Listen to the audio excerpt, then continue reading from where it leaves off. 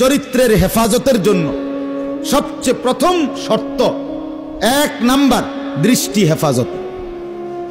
কোন মানুষের চরিত্র সুন্দর কিনা এটার প্রমাণ তার নজর ঠিক কিনা।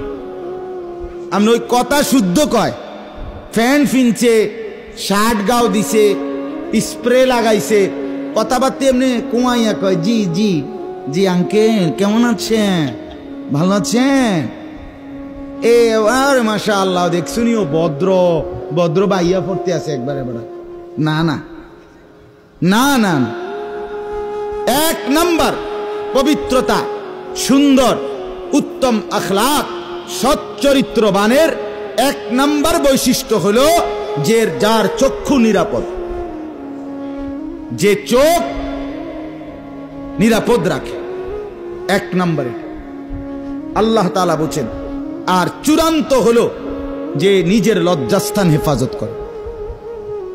এই 2 দিকের বেড়া, মাঝখান দিয়ে এর ভিতরে যা আছে সবগুলো এতে নিয়ন্ত্রিত হবে।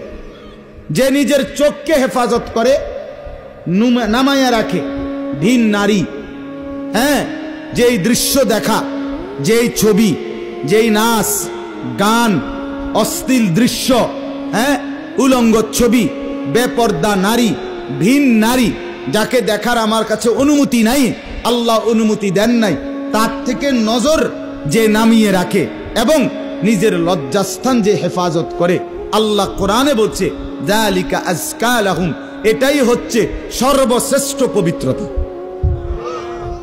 এটাই হলো সর্বশ্রেষ্ঠ, কি বলেন না, পবিত্র, সেই বড় পবিত্র। এবার এই শুদ্ধ কথা কোক আর সিটেঙ্গা কথা কোক, কথা নোয়াখাইল্লা হোক আর সিলিটটা হোক, এটা দেখার বিষয় না। দেখার বিষয় হলো তার নজর দৃষ্টি এটা নিচের দিকে কিনা, আর লজ্জাস্থান হেফাজত কিনা।